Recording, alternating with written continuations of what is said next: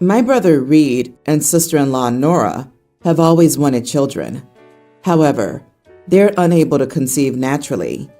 Nora had multiple ovarian cysts and eventually needed both ovaries removed as a teenager. Reed and Nora are in their early 30s.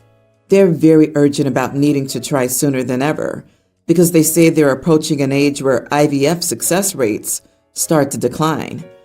Because of Nora's past medical issues, I'm told that she'll need extra care and her rounds of treatments will be costly, a little over $27,000. Reed and Nora already have $9,000 set aside in savings for IVF treatments. They've raised $1,000 from friends. The rest of the family is pitching in smaller amounts as well. My mother's giving $2,000. Nora's sister, Lauren, is giving $1,000, and her parents are giving $4,000, which leaves about $10,000 left. Their insurance will not cover it because they don't consider it medically necessary. Reed and Nora have also had difficulty qualifying for an IVF loan as they have poor credit. Reed and Nora are asking me to help because, according to the loan advisor, I'm allowed to take out the loan on Reed and Nora's behalf.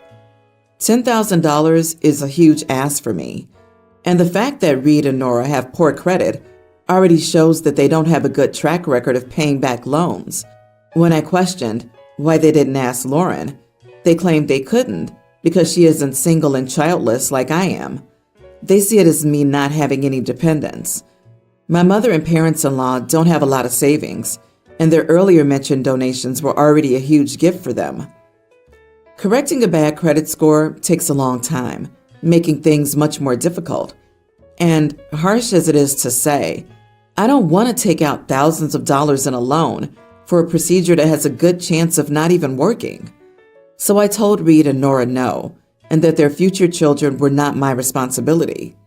I also wanted to put my foot down now, because next, it'll be private school tuition and a college fund, which shouldn't be my responsibility just because I'm single and childless.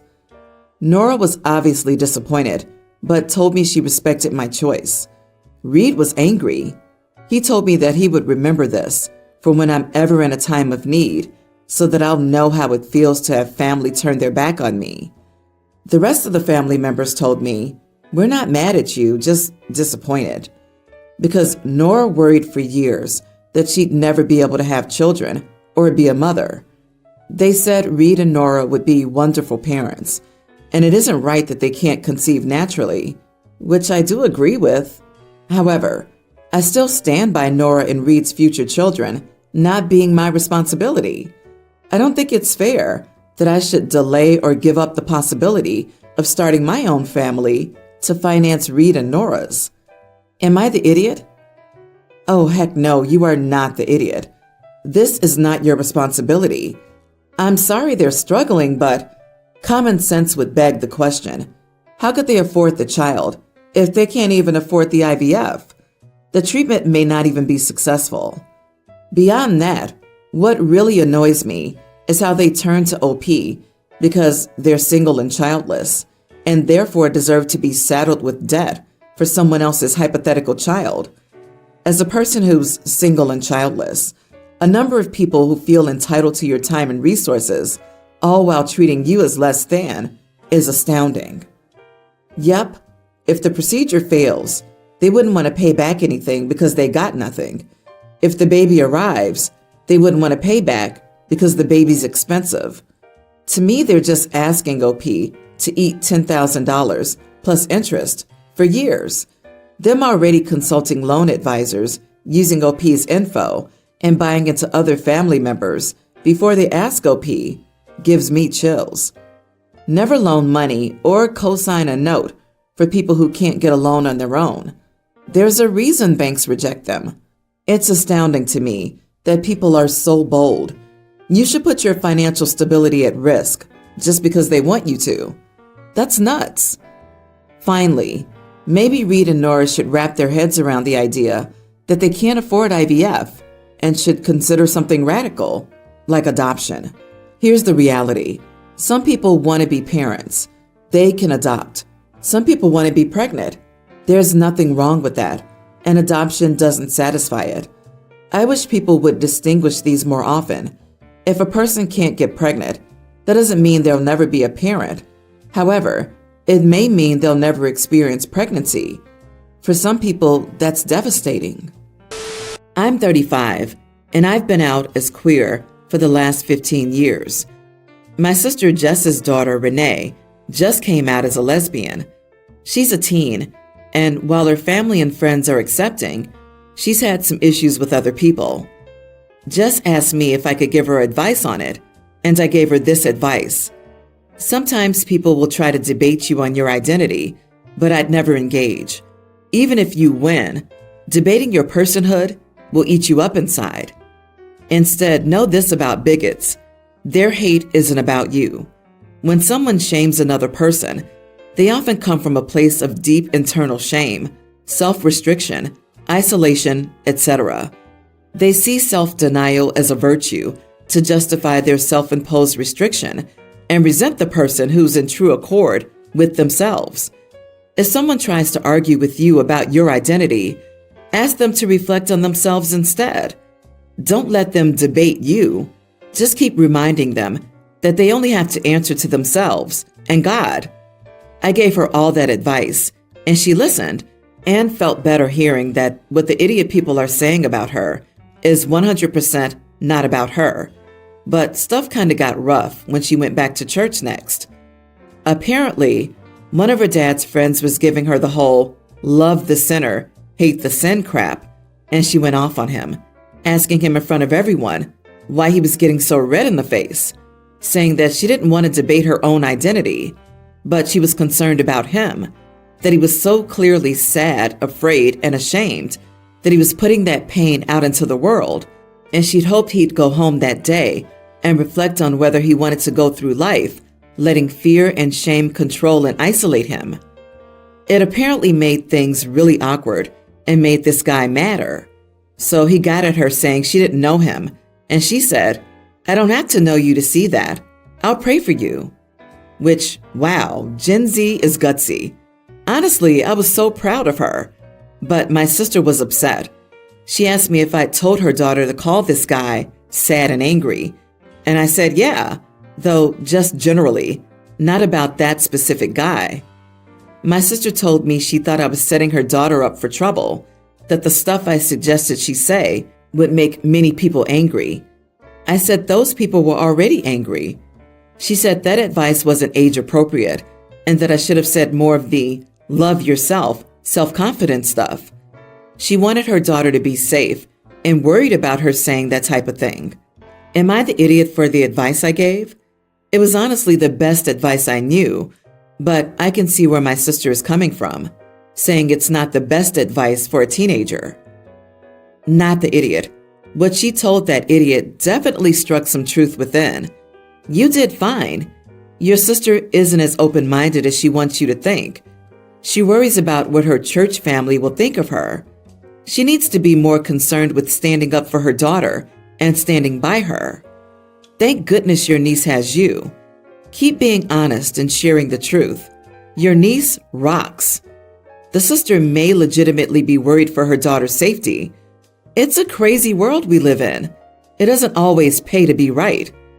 OP, I think your advice was excellent, but for a young woman, I just tell her not to engage in a situation like this that could escalate to physical violence against her, particularly given this guy's blatant homophobia. So the sister shouldn't take her daughter to such a dangerous place then. She's being a bad mother by not cutting contact with those people and letting them around her daughter. I'm glad she's uncomfortable. You gave your niece solid advice and guidance. My question is, why is your sister angry with you instead of the grown man at church who felt the need to concern himself with your teen daughter's orientation? That's downright creepy. And this man is their family friend? Sounds like your sister's focused on the wrong person here, you, and needs to seriously reevaluate who she associates with.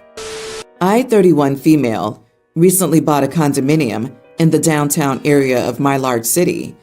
My husband passed away 2 years ago, and I just now feel like I'm getting my feet back under me and moving on in some ways. I was away last weekend for a girls' trip, the first trip like that I've taken since he passed. While I was away, my sister, 36, and her husband, 38, and 2 kids, a male teen and a female tween, had a night in my city on their way to a vacation destination. I was disappointed not to be able to see them, but I offered to let them stay overnight at my place, and they accepted. I gave them the codes to the door and the lay of the land, restaurants, etc. All good. The only caveat I mentioned to her was that in the master bedroom, I had some personal photos hanging, just so she was aware. About the photos, they were taken by my husband on our honeymoon, and they mean a lot to me. He was a photographer and took these shots of me at a waterfall and a stream we encountered during a hike. They're no clothing artistic pictures of me. I keep them up in my private space at home as a reminder of our times together. Well, my sister was not pleased that they were up. She said she didn't know that's what I meant by personal photos and that I should have given her more warning since they would be looking around my new place. I said I didn't consider those kinds of photos a big deal. They're from 6 years ago, a different time in my life after all, and I had given her a warning in any case. She went on to say some stuff that I thought wasn't constructive, including that having photos like that would be a turnoff to any future guys I date, and it's kind of narcissistic. I think she said that stuff out of annoyance, but I didn't appreciate it. Anyway, am I the idiot? Should I have given her more warning? Not the idiot. You gave her fair warning, and maybe she just shouldn't have invaded your private space. Also, the things she said were rude. Good for you to be happy and confident enough to be able to hang those pictures and enjoy the memories they bring. If any issues arise with future partners, I doubt there will be any problem. They can be discussed then and are none of your sister's business. You deserve an apology. Nobody cares what your sister thinks about your home decor, in your private space no less. The only thing you should have heard coming out of her mouth was, "Thank you so much for letting us stay for free at your place while we were in town." Sheesh. You can quietly let it be the last time your sister darkens your door. I'm an esthetician. Some of the services I provide are waxing and facials. The pictures on my website and in my waiting room desperately need to be updated. So I asked my niece, 19, if I could get pictures of her in exchange for a few free waxes and facials. My niece is a beautiful girl with nearly perfect skin and thick dark eyebrows. She's also part Middle Eastern and has a lot of those features, which is important to me since most of my clients are Middle Eastern women. My daughter, nearly adult, heard about me using my niece's pictures and asked why I didn't ask her. I tried to be vague and say, niece's skin color and features match what I was looking for and fit my clients better, but she kept pressing and refused to take the answers I gave her. I finally snapped and told her that I won't be using her.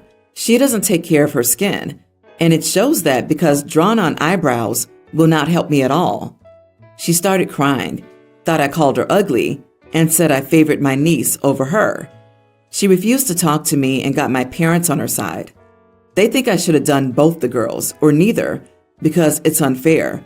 But this is business, and not everything is fair. Am I the idiot for calling my niece prettier than my daughter?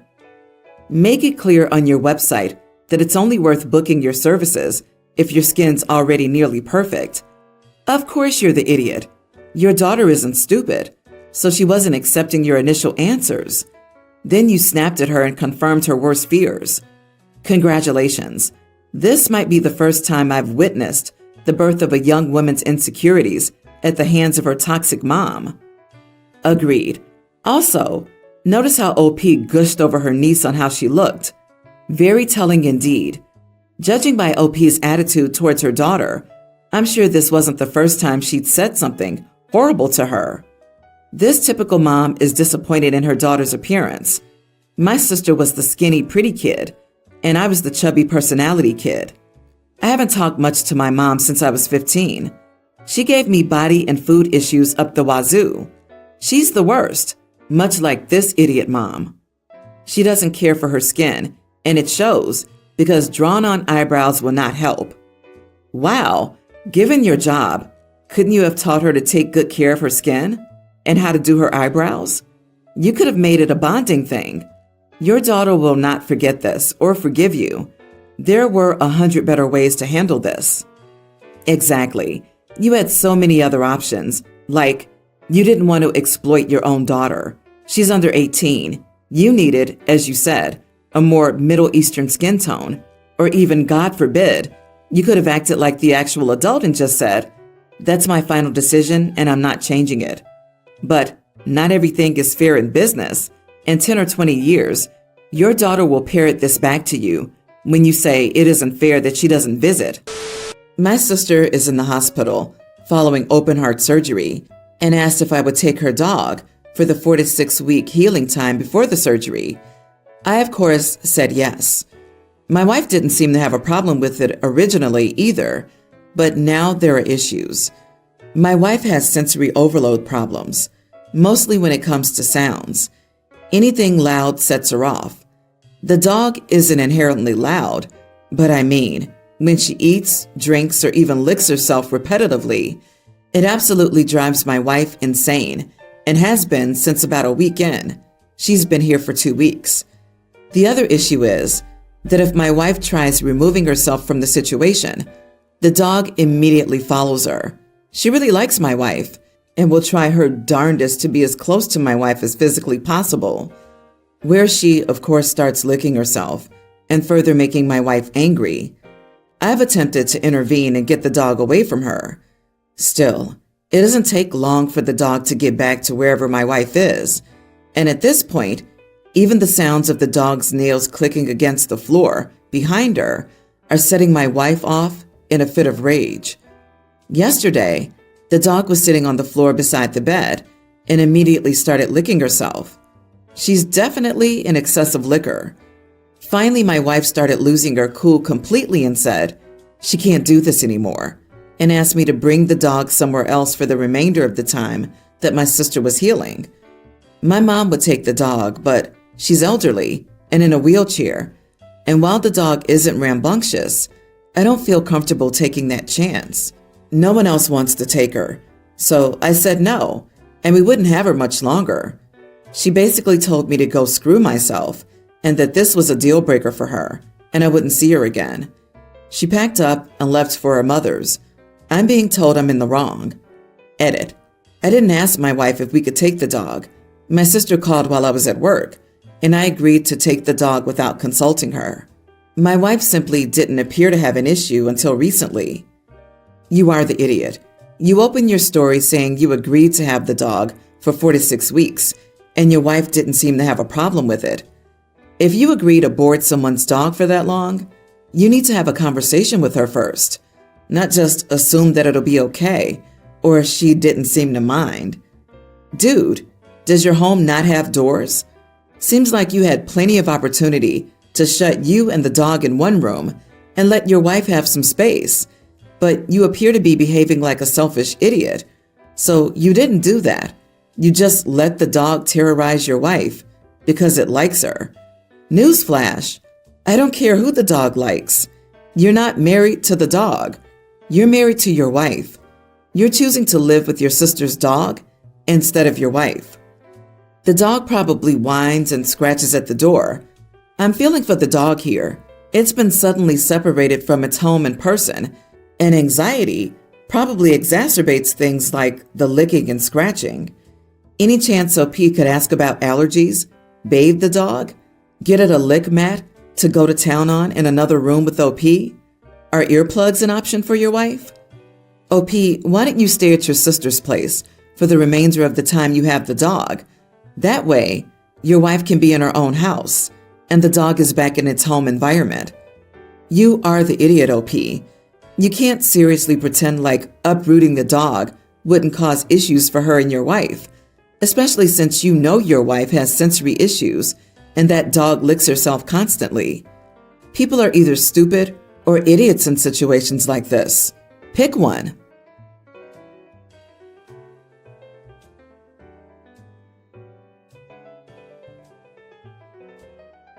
My fiance, female, and I, male, are getting married. We've decided that the wedding's going to be child-free.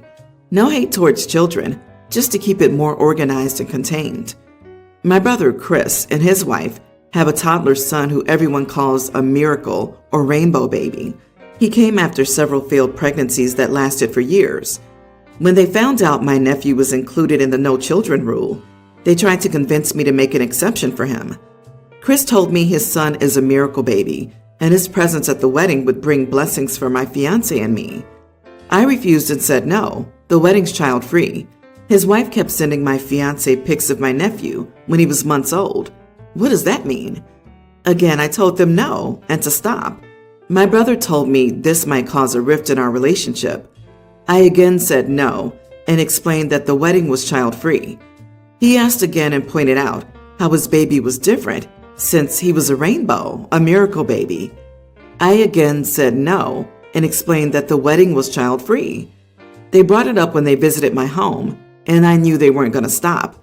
So I'd made flashcards in advance with the phrase, "The wedding is child-free, period," and pulled them out and started slowly showing them the flashcards one by one in this order. The wedding, with a sticker of the bride and groom, is child, with a sticker of a baby, free, with a sticker of a sign, period, with a huge black dot sticker. They were both stunned. I asked if they got it now, and Chris lost his crap. His wife had already grabbed her stuff and walked out. Chris called me an idiot for doing this and said I disrespected him, his wife, and their son, who's my one and only nephew. He rushed out after we argued. My fiancé saw the whole thing and thought it was funny, but my parents and Chris are livid beyond measure.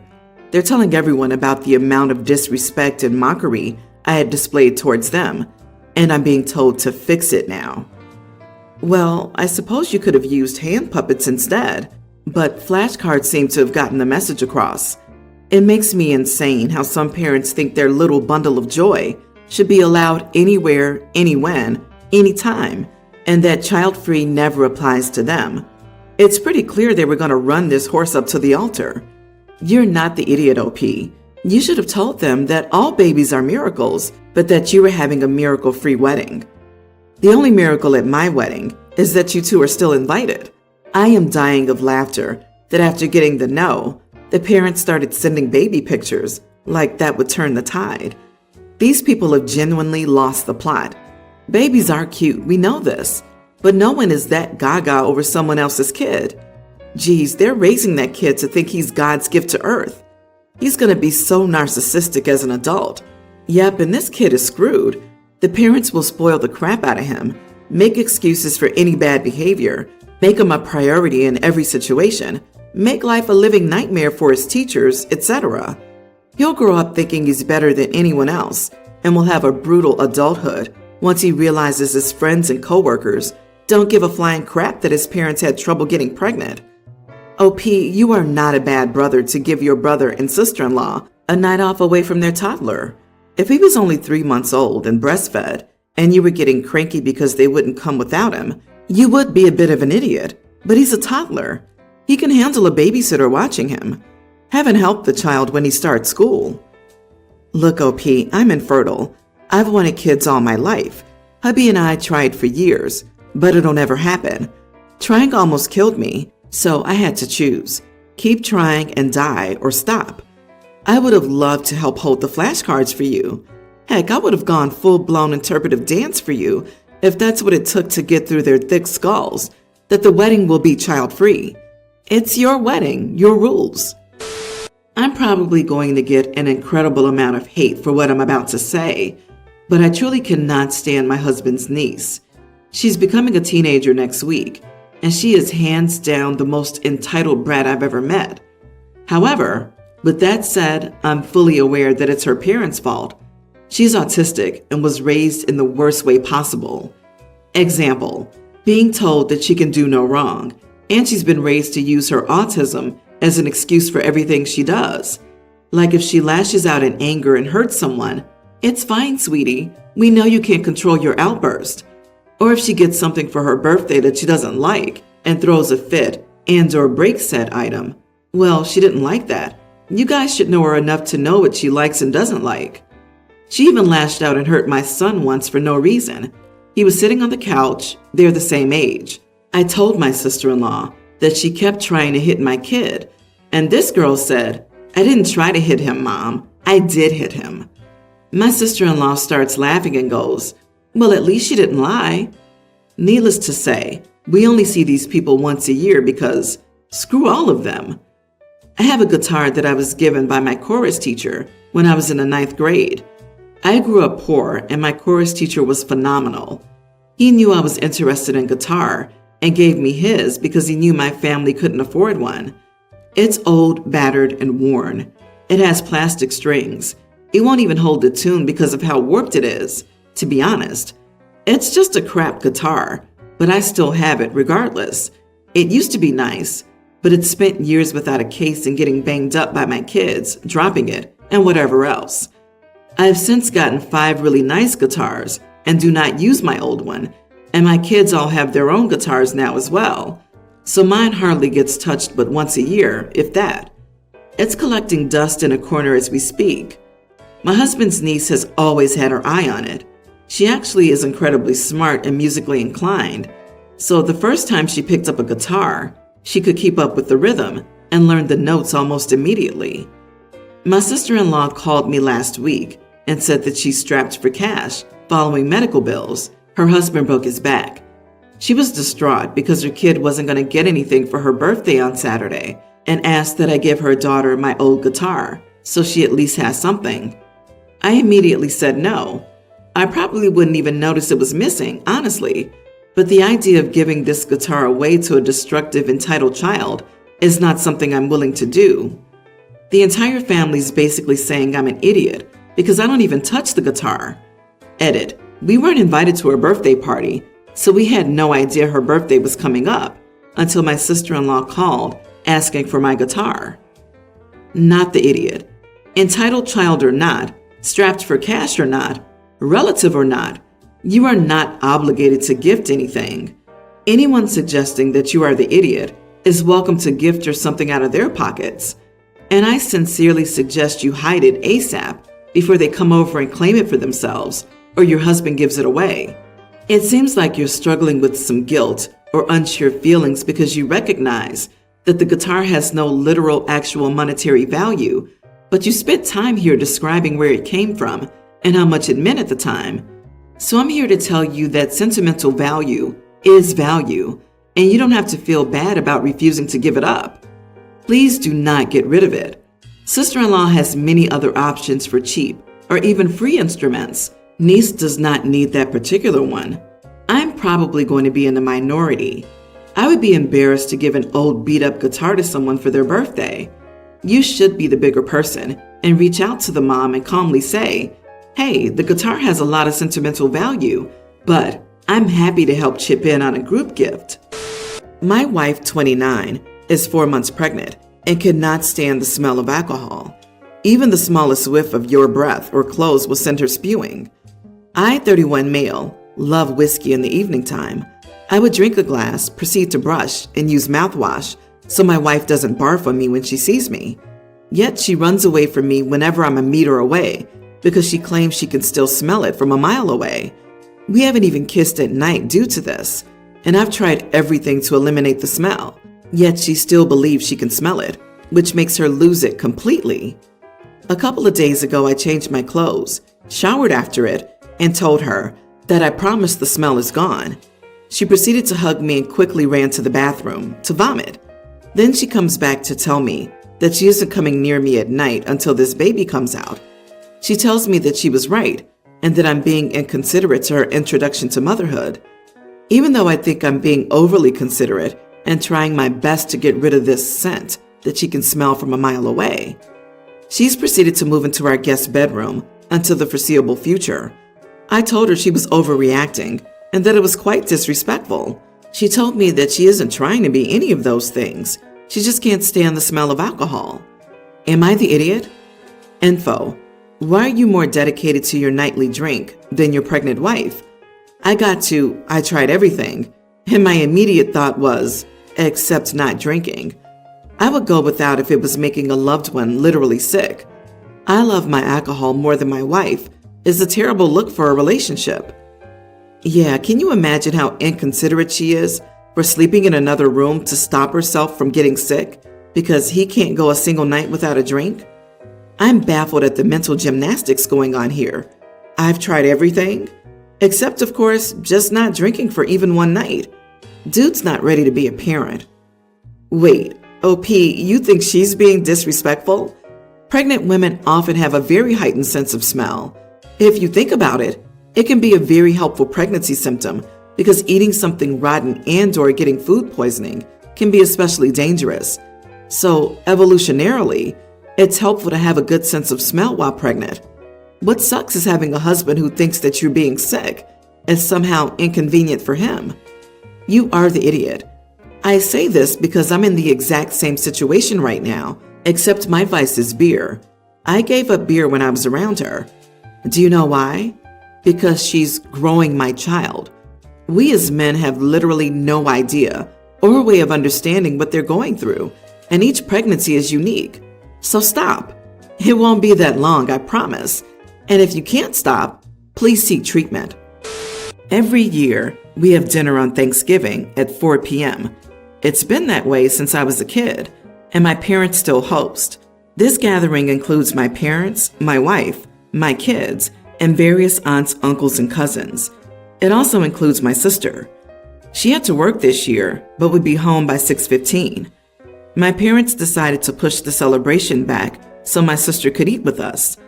I wasn't very happy about it because we usually go see my in-laws for dessert, but I figured we could eat quickly and be out of there by 7 to go to their house. 6:30 rolled around and my sister was nowhere to be seen. My mom called her and she said she had to wait for her replacement to come in, but she was on the way and would be there at 6:45. Everyone agreed to wait for her to eat, but my wife shot me a glare. I told my mom we had already waited long enough and had already changed the gathering around for her, and I had other places to be. My kids were hungry and getting cranky, and my wife was angry. I started making a plate, so did my wife and kids. My mom gave up and said, "Fine, everyone eat." So everyone started picking, but it was awkward. My wife and kids and I finished eating and were getting ready to leave when my sister got home. Then everyone started making plates and talking and sitting at the table. My wife and I left with the kids and went to our in-laws. The next day, my mom called me and told me I was rude, and it was only an extra 15 minutes. But it was an extra 30. She said no one cared but me, and after I left, most of my family commented on how unnecessary it was to act that way and that I made things uncomfortable. My sister also feels really bad now because it's her fault all this happened. So now my mom is embarrassed and says she's not sure if she wants to host Christmas. But I think I did nothing wrong. You are the idiot. Stop double booking. 1 year your folks, 1 year your wife's folks. The dinner was scheduled to start at 6:15. The fact that it was held at 4 in previous years is irrelevant. You knew in advance that this would be the time, and it was up to you to make appropriate decisions. If that meant declining one of the two events you were invited to, so be it. You allotted 45 minutes to attend your family's Thanksgiving dinner? In what world does a person think they can get in and out of a full Thanksgiving dinner in 45 minutes? Many family dinners don't start right at the given time, even when nobody arrives late. People take time to socialize and hang out a bit before they eat. Sometimes the host and hostess is still cooking past the appointed time. And yes, sometimes people are running a bit late, and the hostess decides to wait for them before serving. Then, because you failed to properly plan enough time to attend the event over the hostess's objections, you went ahead and served yourself the food she prepared when she wished to hold it for the late arrival. Seriously, I'd have been outraged if I hosted this dinner and someone did this. She was the hostess, and it was her call to wait on the late guest or begin without them. Yep, he didn't even make the demands. He straight up made himself a plate and started eating. I wonder if the host is a saint for not yelling at them or throwing them out. OP, your rudeness and sense of entitlement far exceed any impropriety of the late guest that was held up at her job.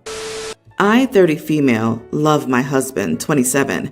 He's charming, quick-witted, handsome, and funny when he wants to be. and he's the type of person everyone is drawn to. I was the one to ask him out, say I love you, kiss him, plan our dates, and file the paperwork. He's not particularly affectionate. I think he wouldn't have proposed to me had his family not expected it. Nevertheless, I'm very happy. Recently, I went to a dermatologist about 2 growing spots on my body. It turns out that they were semi-benign tumors that could turn cancerous. I had them removed. I asked my longtime friend, Amy, 30 female, to support me, as the surgeon required someone else to take care of me. Amy's a very touchy-feely person, and we're basically sisters. I felt that I needed affection. I did the surgery on a week when my husband would be away, and it went smoothly. My husband noticed the bandages yesterday and asked if I got hurt. I had to tell him the truth and told him that it was a small operation. He said it was cruel of me to ask Amy instead of him. I told him I didn't want to burden him, and he got even more irritated. My parents heard about this and told me that I did the right thing. But when I told my friends, they said it was an idiot move, especially Amy, who took a day off to help me. Hold the phone. You didn't even bother telling him? You are the idiot, OP. You probably shouldn't be married if you can't trust your spouse to care for you or be there when you need surgery. That first paragraph is confusing, LOL. So you love your husband, and he's all these amazing things, but he also puts no effort into your relationship and doesn't want to marry you? What? I comfort my husband. He's kind of like a fancy ice cube. Beautiful, refreshing, but cold. He sounds like a trophy. Really weird and unhealthy that you don't feel like you can tell your husband about an operation you're having, regardless of who comes with you or not. Since I don't understand your relationship at all from that first paragraph, I have no idea who's out of line here. I don't think you're an idiot for asking your friend. She could say no if taking a day off was a big deal. Sometimes you just want a close friend, especially if your husband isn't naturally a great caregiver. All of that said, everything you mentioned sounds like a one-sided relationship. This was one time you really needed your husband, and you didn't feel like you could rely on him. Not being super affectionate doesn't get you a free pass not to be a kind human being. Why can't you speak with your husband about your health? My husband finds anything emotionally burdensome. I was really scared and I wanted to be comforted. So I picked the person who could come and would comfort me, Amy. I would have picked my mom, but she's getting up there in age and can't drive 5 hours to take care of me. Same for my dad. You don't say that he loves you. Funny when he wants to be. Yikes. You're the one doing all the emotional labor. He's mad because you made him look bad by asking your friend, who's all the things he's not. He's mad about his image. He's not remotely concerned about you. Please pay attention to this, and please do not have any children with this person. Not the idiot, but you're married to someone who sounds narcissistic. Seriously? OP says he hates all of her friends, including Amy. Amy also doesn't like her husband, so his charm hasn't fooled her. He gets annoyed by her problems, even health ones. It's a burden to him. He doesn't plan dates. He didn't take one single first step in their relationship progression. He sounds like a true joy to live with.